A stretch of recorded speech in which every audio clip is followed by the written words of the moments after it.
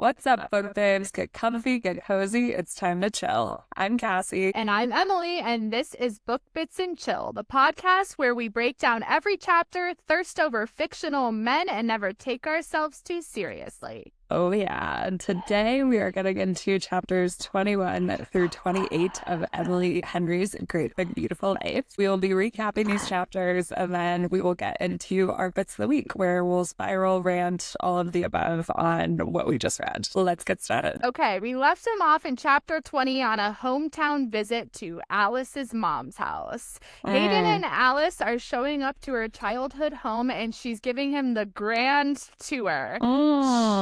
He's staying in Audrey's room, the elusive sister we still haven't quite learned too much about.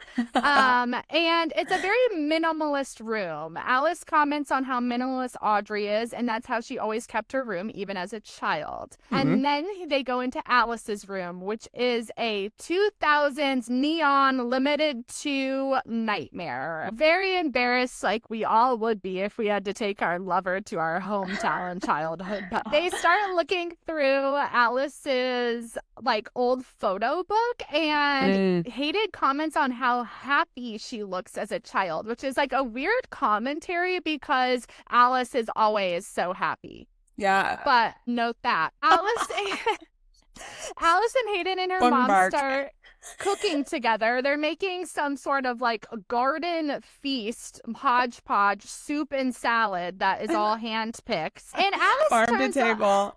The OG farm to table. And Alice turns on Cosmo Sinclair's Peggy All the Time, which we know was written about Margaret herself. It reminds her of her dad and starts to make her a little bit sad. And it gets her in her feels. So at dinner, she goes to her mom and starts asking questions about how her and her dad met. The mom explains that they met in this farming commune and that she didn't exactly like the dad at first because he was a little too silly. And she was like, I don't know if I can be with somebody that's so silly. And the mom starts getting tearful, which from what I can understand, you don't expect from her. And so Alice goes to comfort her a little bit, and the mom pulls away. Oh, come on. Alice's feelings are hurt. Hurts. So they go to bed, and Alice gets up and senses that Hayden's not sleeping or something, and has the idea to walk out into the garden. How did she know this? She has a sixth sense. Sixth sense for Hayden. Hayden sense. And they're out there on a stone bench. A garden stone bench. He opens up about his childhood struggles to her. They start having this sort of intimate moment, and he explains that he used to sneak out at night to feel like he was free from the bright lights of his dad being the mayor of small town Indiana. Bright lights, small city. So they end up falling asleep together on the stone bench, which is so bizarre. And they sleep through the entire night on the stone bench. I do not know how. And they wake up and they're starting to have a little moment, and the mom peeps out and is like, hey, do you guys want to help pick some eggs? Okay, wait, I have a question. Did they fall asleep in the wee hours of the morning? Because Hayden is an early riser. He gets up and literally at the crack of dawn. Or did they actually sleep through the whole night on a stone bench? This is what I'm going to tell you. They said he was snoring. So he was asleep enough to be snoring. That's correct. That is correct. Still wild on a stone bench that literally anyone's sleeping. Yes, you will. 30 minutes on a stone bench is just as bad as overnight. I would agree. I would totally agree. Also, immediately going into picking eggs after falling asleep with your lover is also tough.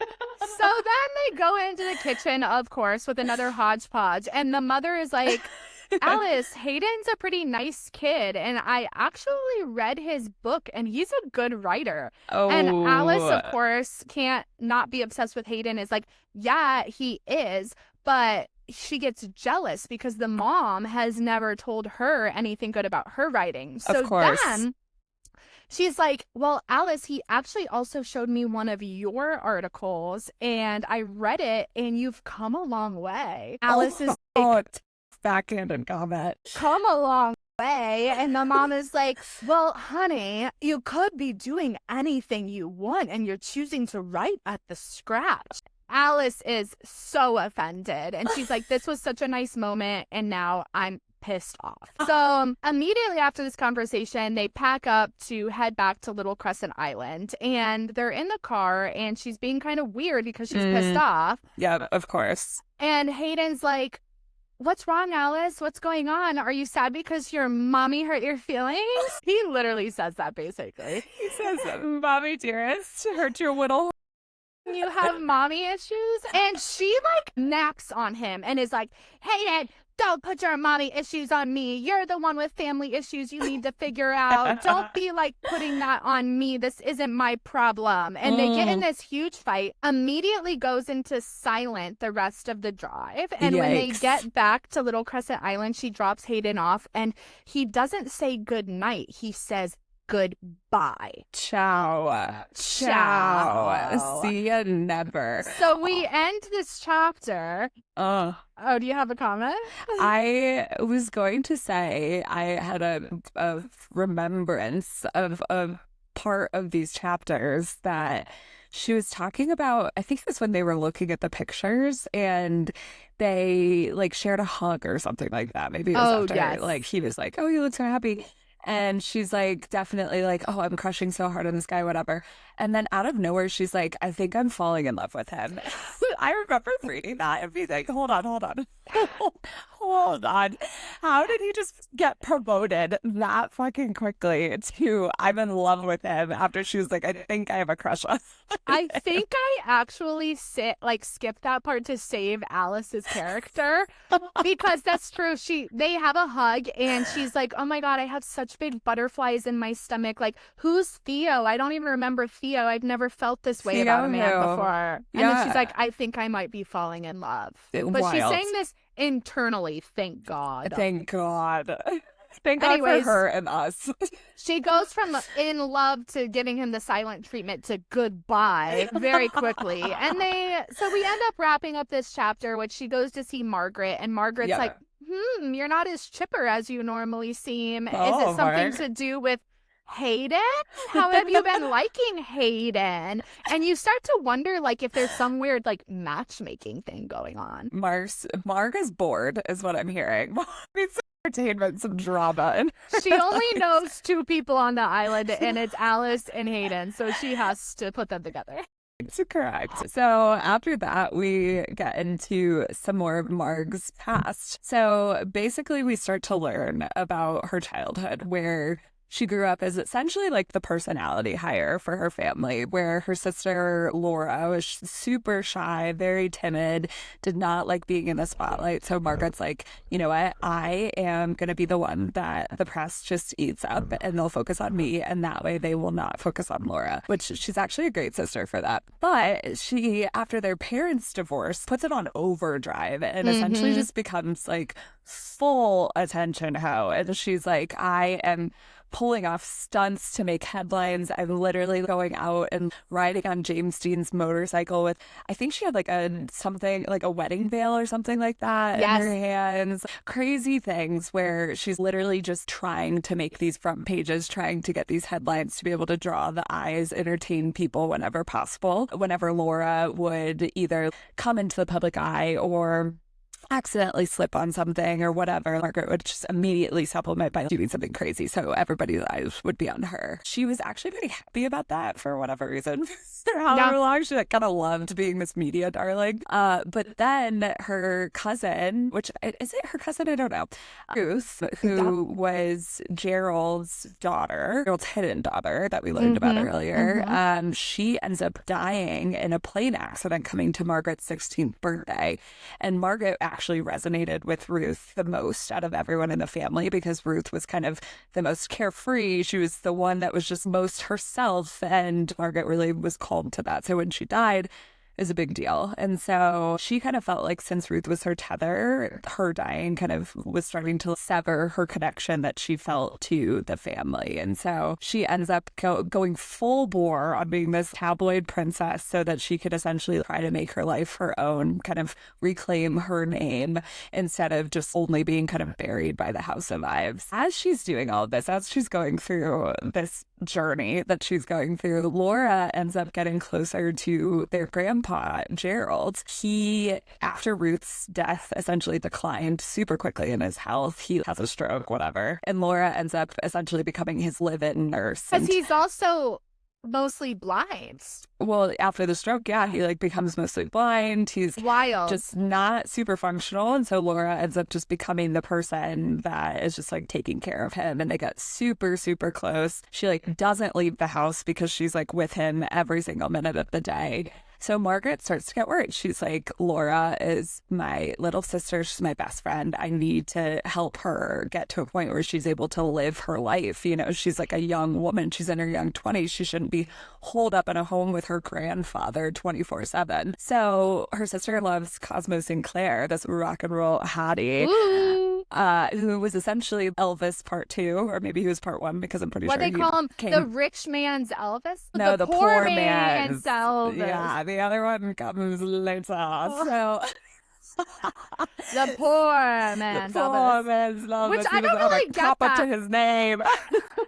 I don't really get that because, like, was Elvis rich? Like, I haven't watched that biopic. I mean, I think that Elvis is just the king, you know? No one's touching that man. And so probably Cosmo came first and people were like, oh, Cosmo, cool. And then Elvis came along and they're like, that's it. So anyways, Laura loves him. And so Margaret decides to come up with this whole plan to essentially like get Laura out of the house to go to one of his concerts. And that's where we leave off with the story with Margaret being like, haha, I'm going to get her out. And Laura is like, absolutely not.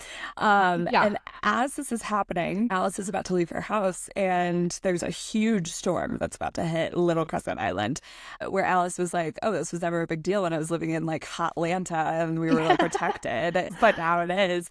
And so Margaret's like, okay, let me know if you need to stay here, if you need any shelter help, whatever, you need to get your place boarded up, whatever. Alice is like, oh, it's fine. She basically does like no prep. She goes to the grocery store and gets like a can of beans or something. And she literally gets like Tostitos or something. 100%. And she like nothing goes home. nutritious. Nothing nutritious for this big storm. So, which is probably fair. I would probably be getting like PB&Js and cereal. That would be it. So she goes home and her little manager is like boarding up her house and he's like, yo, I've been trying to call you. And she's like, oh, sorry. Not even thinking about it. And she comes into the house. She's like getting all cozy settled for this big storm. And of course, her power goes out. So she's like, oh, let me look for my phone. The phone is dead. She's like, oh, no wonder I didn't get this guy's call. She pisses me off so much. For someone so smart, how the things you do are so questionable. So she literally prioritized, by the way, like making a veggie burger before she did checking her phone.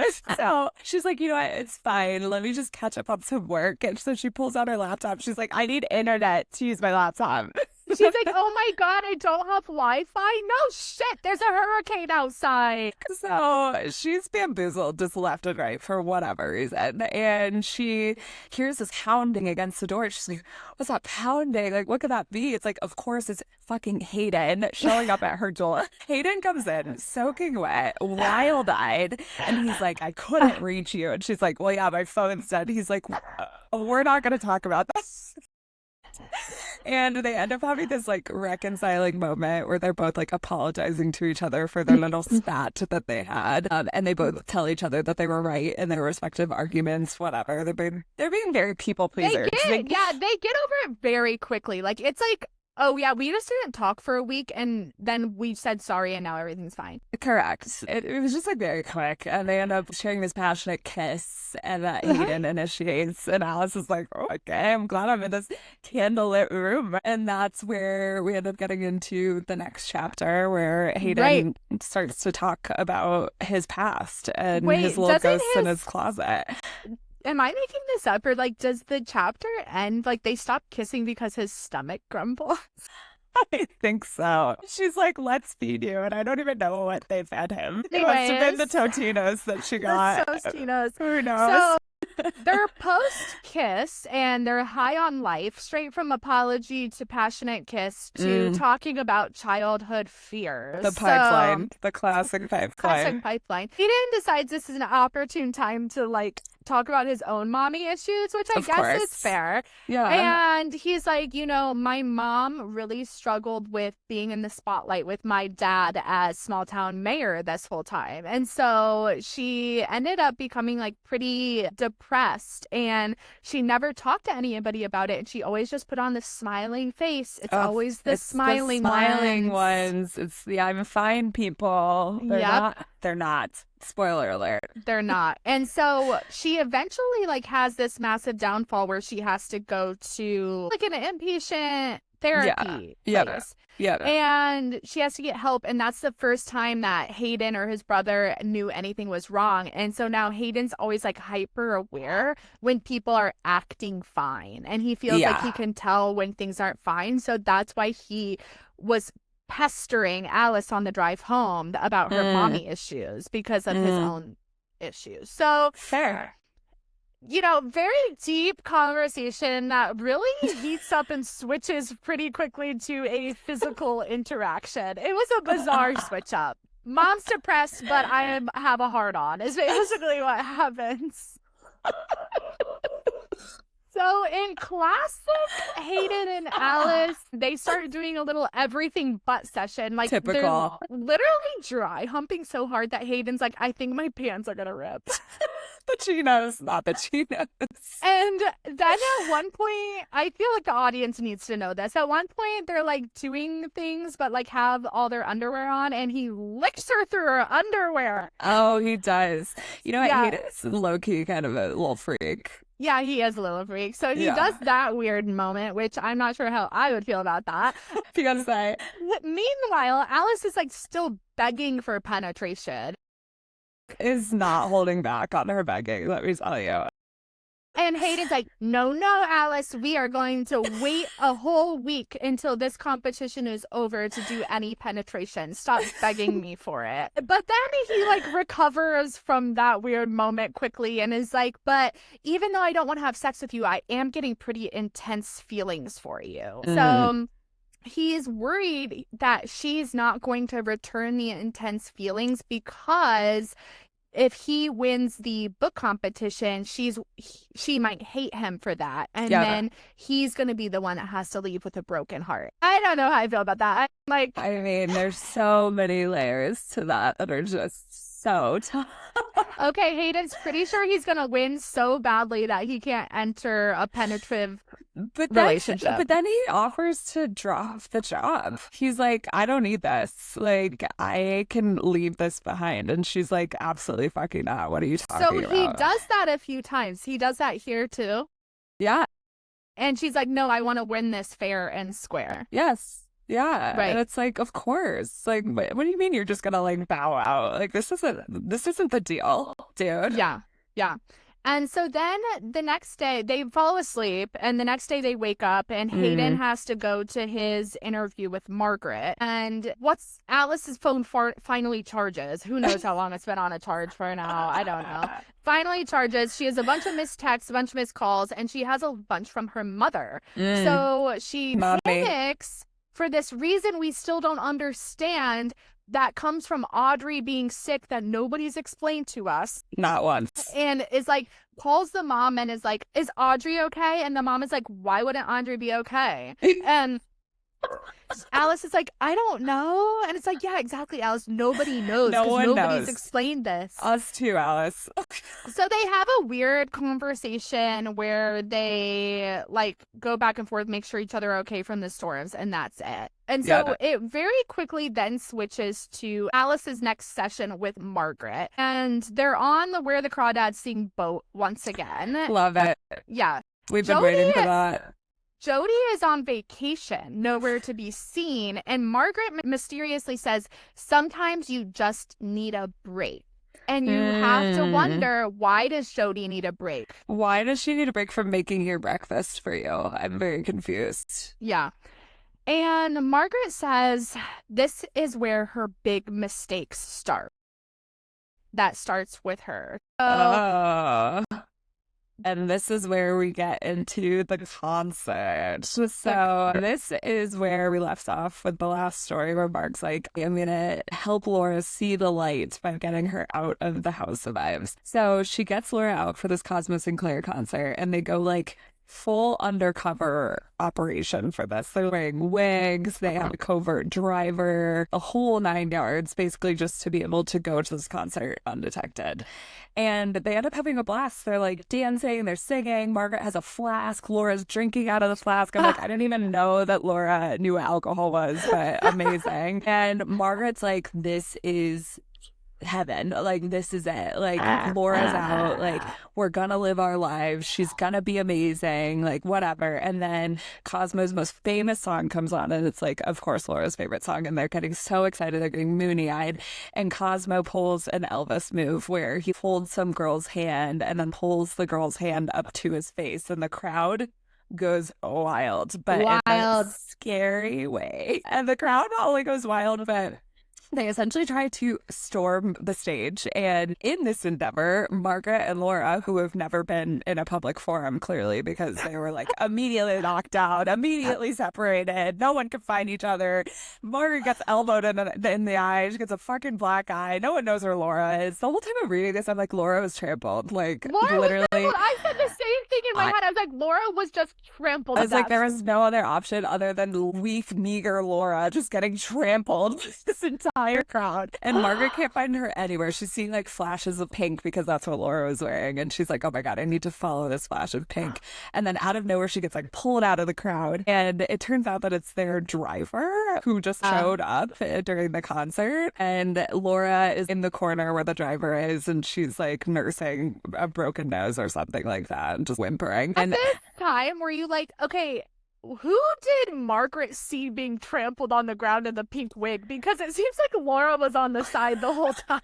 I don't know that she even saw someone get trampled, but I think she had that thought. She's like, oh, it could be so easy for someone to get trampled. And I was like, no shit, Margaret. Like, if you had ever stepped out into an actual public area for once in your life, not VIP, not backstage, you would probably know. So the driver like pulls them both into the car. Obviously, they're literally swarmed by paparazzi as they're getting into the car.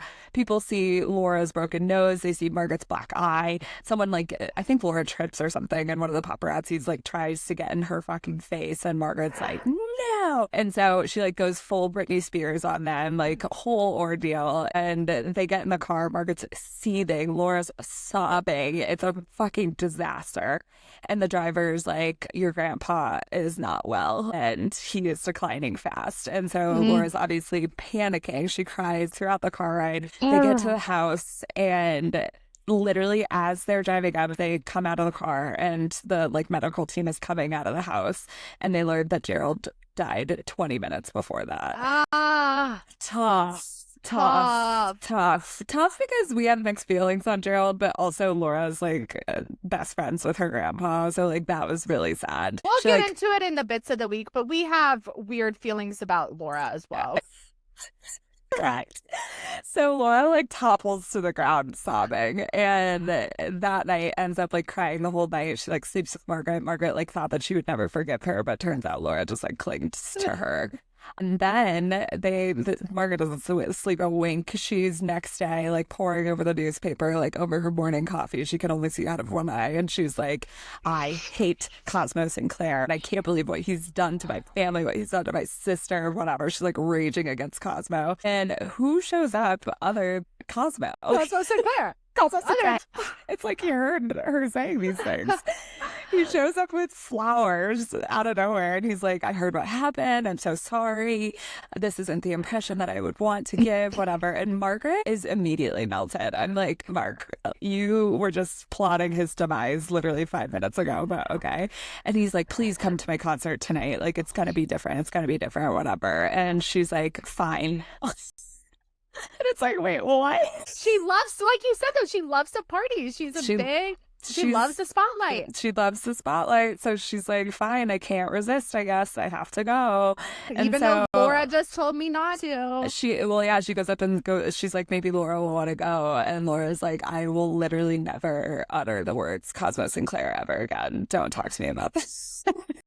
And then you're like, I must know more. And it immediately cuts to another Alice and Hayden scenario that we did not need. Correct. So this part, I was like, why do we need to be here? They're literally like on a work date, and like tension between them is rising, whatever. Hayden makes a comment about how he thinks about her when he's working, and how he thinks about what she would do or what she would write or the questions that she would ask, whatever. And she's like, oh my God.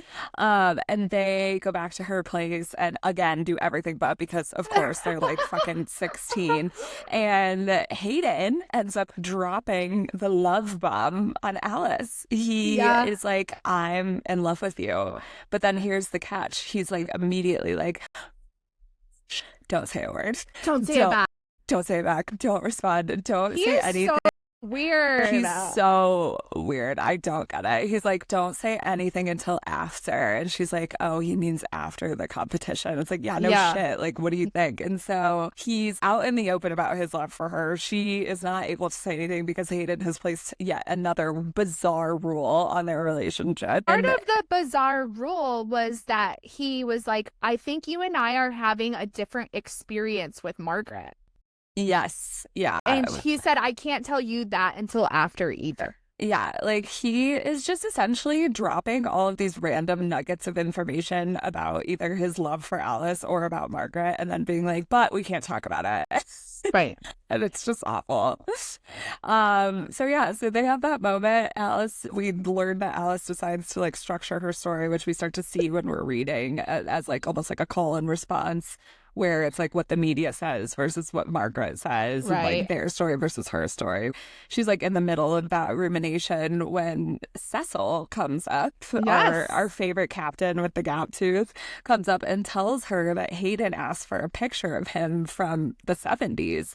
And she's like, that's weird, but I'm not going to ask any questions. I'm going to ignore all of my journalistic instincts and not ask anything about it. She tells Hayden about this later, even though she like decided that she was not gonna pry about it. And he's like, ask Cecil about it and don't talk to me about it. And she's like, okay. So she's literally taking everything at face value with this, even though it's so fucking weird. And then the next day she meets Margaret at her pool in like a skimpy swimsuit for whatever reason. And Margaret like also has a colorful bathing suit. And so they're like, oh, we're so alike. And then they start talking about the concert. So what happened? So Margaret decides, she's like, now is the time to tell you the story about Cosmo Sinclair. So she, after the flowers and the apology and the invite to go backstage, she goes backstage. She sees him singing on that bright light stage and is like, I'm immediately in love. This is love at first sight. Give me that poor man's Elvis. Poor man's Elvis. And so he comes off stage after his set and they share a very passionate kiss. And she is not Alice. So she drags she's not.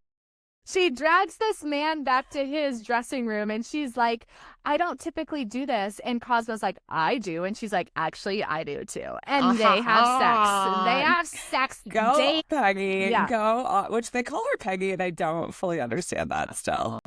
I don't either. It must be like an old person's nickname for Margaret. For Margaret. Yeah. Yeah. But the next morning she's like, that's it. That's all I can see him because I swore to Laura that I would not ever speak to Cosmo Sinclair again. Oh my God, these people and their rules. So after the backstage hookup, she starts to receive notes and flowers from Cosmo, but she continues to ignore them because she promised Laura that she would not correspond with him because Laura hates him. So she continues to ignore him, and that's kind of the end of their story, we think. 4 years go by. 4 years. 4 years later.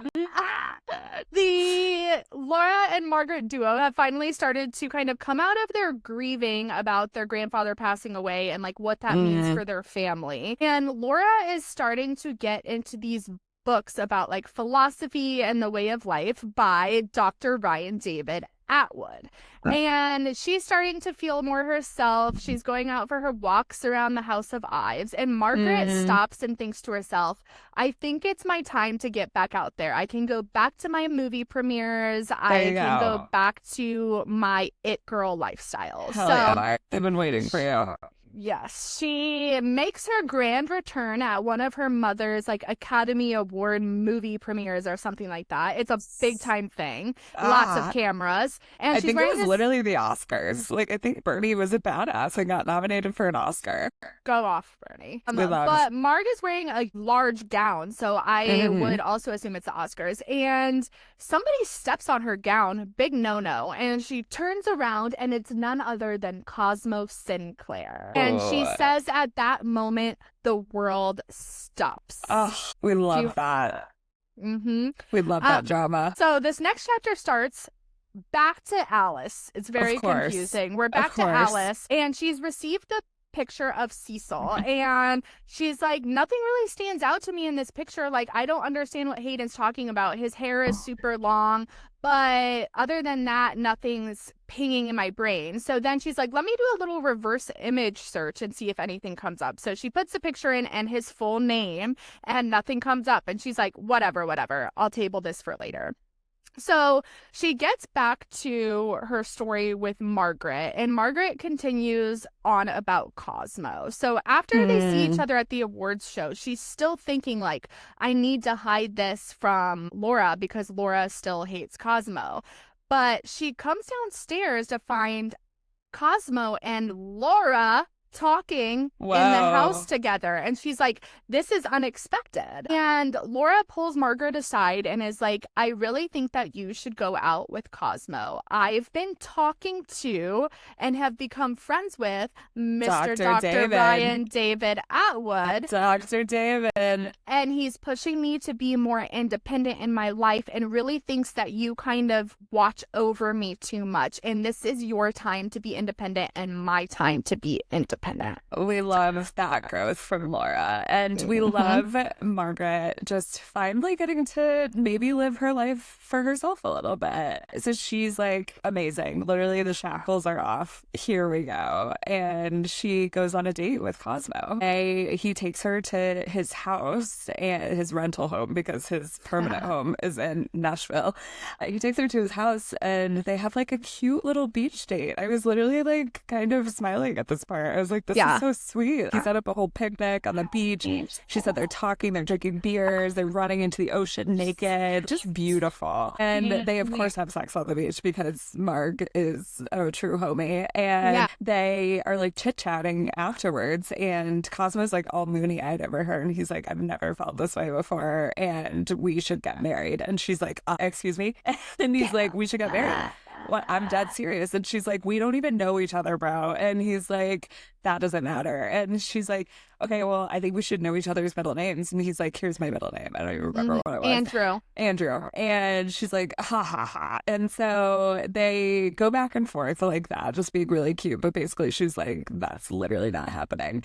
And they end up after that spending like 2 weeks straight together, like every single minute together. And by the end of the 2 weeks, she accepts his proposal, which is very cute, very like time where it's like people are deciding to get married. Especially after they waited 4 years. Yeah, they were ready to go. So they end up getting married at a courthouse with only Laura as their witness, which is very cute. Cosmo's being very sweet about protecting her. He wears his chauffeur's hat when he's driving them. Margaret's consoling her in the backseat. I'm like, Margaret, it's literally your wedding day, but whatever. And they get to the courthouse, they get married. Margaret's just like bursting with happiness. And then they're immediately going on their honeymoon. And for whatever reason, Margaret invited Laura on their honeymoon. She's like, I invited Laura for the whole thing. And Laura said no. I'm like, yeah, no shit. What are you talking about? Yeah. And so they go to Nashville first for like the first 2 weeks. And Cosmo basically like avoids his job and they just like hang out there. And then they go to Italy for the following 2 weeks. Desperate for privacy, cannot get it anywhere. They're in Rome, can't get it there. Like, they're like trying to make reservations at certain places and then going to another place can't work. Like they're just swarmed at every point in time. And that's when Cosmo's starting to show some discomfort about their fame and their status as a couple. And then they get back to LA where Margaret's like, okay, we can finally breathe. We're back at the House of Ives. Finally go see Laura. We can finally go see Laura. Thank God. Desperate. Gone for a month, because also when they were leaving, she's like, Laura, I'll see you in a month, like a month tops, and then I'll be back. And Laura's like, yeah, I'll see you when I see ya. And Margaret's like, excuse me? Okay. But then she gets on her private jet and leaves. So we get back and Margaret's like, I can't wait to see Laura. I can't wait to tell her everything. I can't wait to hang out with her. And she ends up coming back to a very somber site where their butler essentially is like, Laura left you a note. She is not here, but it will explain why she's not here. And we all find out that Laura has gone to Dr. David's facility in New Mexico for some sort of treatment, undefined treatment. And she said she doesn't want to be contacted. And she's saying she feels like she has work to put in and she needs the distance and the space to put her in the best mental state that she could possibly be in. And that's where we close. Was a turn of events. And let me tell you, we did not expect that from Laura. And this is a good time to get into the bits of the week. Yeah. So I guess we could start with Laura in general. I don't even know that it's like a specific scenario. It's just literally Laura. Her whole thing, I understand the being like really shy because of the paparazzi and the fame and like wanting to be a recluse. Totally. The being best friends with your grandfather, like to the point where like you can't recover for like 4 years after was a lot. I feel like she was so lost in that family. She did not belong in that family, obviously in that life, whatever. But I even think without the fame, I feel like in that family, she just did not feel seen by anyone or understood by anyone. And I feel like Margaret said it, where she was like, Laura's so smart. She's brilliant. Like maybe the family just like didn't get that in the way that Gerald did. And she just bonded with him over it. But I agree. It just felt like one of those things where it was like, she was clearly declining in his health. Like, why did you not clearly understand that his days were numbered? Yeah. And then also I understood this side from Margaret where it was like, I need to protect her from the paparazzi. But then it became this whole other thing where it was like, I'm protecting her from herself. And that felt really heavy. Yeah. And that's where it was like, she loved Laura so much, but I'm like, did she love her in the right way? I don't think that she did, because if she did, I feel like she would have understood a little bit better that like Laura was just not ever going to be the type of person that was like gonna be out and about in the spotlight, whatever. Like was gonna be at home reading her books, and she was content doing that. Like, and, maybe Margaret instead just of couldn't leave it alone. Yeah, like instead of taking her to a Cosmo Sinclair concert, like maybe take her to get a pedicure. Sure. A walk outside the House of Ives. Hike to the Hollywood sign. Like there was so many other options. And then Laura turns on her so fast. Like Margaret just spent years and years of her life protecting you. And then you're like, see ya. You're like, ciao, I'm going to Dr. David's house. See ya, never. Dr. Ryan David Atwood. So I think it's Dr. David Ryan Atwood. Who the frick cares? That man has too many names. So many names. But I also feel like that was such a reason why she like clung on to like this whole like philosophy thing, trying to make sense of everything, these like big concepts, big thoughts that are coming from this person. Probably clung on to like his direction and guidance for her, because it was like, oh, this is the first time anything's made sense to me. Outside of her family. Outside of her family. Laura is a tricky one for me. Scary times. Scary. Okay. My next thing that I wanted to talk about is just toxic positivity in general and how it's addressed in this book. Like Alice is the most I'm fine girl who is like literally just like so clenched on the inside, and it's like, you see it played out, and it's so funny because I'm like, I've been that person at times, like we all have, and we all know what it feels like to just like constantly be plastering this smile on our faces and just saying like everything's fine, we're all good. Like when you read it in that way where it's just so obvious and apparent, like I was cringing so hard, and I was like, oh my God, Alice. So, and part of like her apology to Hayden and Hayden's apology to her, she says something like, I'm okay with the dynamic that my family has. Like, it doesn't bother me. I'm fine with it. I'm happy as myself. I'm happy with the relationship. And I'm like, That's a straight up lie. You are lying to yourself, darling. Like, you are not okay at all. I Like, don't quite know why, because nobody will tell us what's happening with the sister. no one knows what happened with Audrey. No one knows why the mom is like kind of insane, like very cold. Like, we don't know any of these things because she's not. I feel like that's a part of it because like she's clearly locking those things from herself, and she's just is probably taking things at face value and all of that stuff. And it's like you just see it start to really play out. And I'm like, oh, this is so. Yeah. Why do you think that Emily Henry put in so many non-penetrative sex scenes? There was actually a time where we were just summarizing and I was like, okay, chapter of dry humping. Then there was a chapter about Margaret. And the next chapter was dry humping again. Like, why did we have to do so many dry humping chapters? They were literally like horny teenagers for like 80% of the book. It was... I feel like it was one of those things where she was maybe writing it as a slow burn, but I'm like, this isn't a slow burn. Like, we have, they're there. The romance Emily, is there. I need you, Cassie, to be Emily right now. And I need you to tell me what the, like, actual author style choice that was. I don't know. I actually don't know. And that's so interesting too, because it's like I've read a bunch of her other books and she definitely takes that style where she doesn't jump straight to sex like ever, where I do feel like we get accustomed to that with romantasy because we wait so long for anything to happen. And then the second it happens, it's like penetration. That's it. Yeah. I think in a lot of her books, she tends to like, she's more real life. It's a contemporary romance where she's like, yeah, most people don't immediately jump to sex. Like a lot of people do everything but first. Let's talk about real life really quick though. Have you ever been licked over your underwear? Can I answer that question? Once again, Emily Henry, I need you to come to the front and tell me who has licked you over your underwear. And we need to arrest him immediately. I don't think we need to know names. We don't want to know. He's arrested. He's in jail. Oh my God, that was hard to read. I think it was hard too because like it felt like such a different side of Hayden, which is probably intentional on her part of like writing him as this like stony, like, reserved man. And then it's like the second he gets like horned up, he's just like an absolute freak. Like it's like I didn't understand that. It felt like too big of a jump for me. So I also had a note when I was reading that was like, what if Hayden's a virgin? And that's why it's not happening. What if he's like Niktos? Yes. Oh my God. Scary. I was like, is that why he's so comfortable doing everything but? Maybe.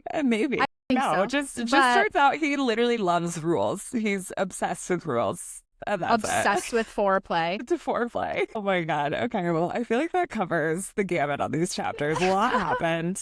Yes. A lot to digest here, and I think that we need to take the week for that. So we'll be here same time, same place next Sunday. Bring your blanket, bring your book boyfriends, and we'll see you then. See ya.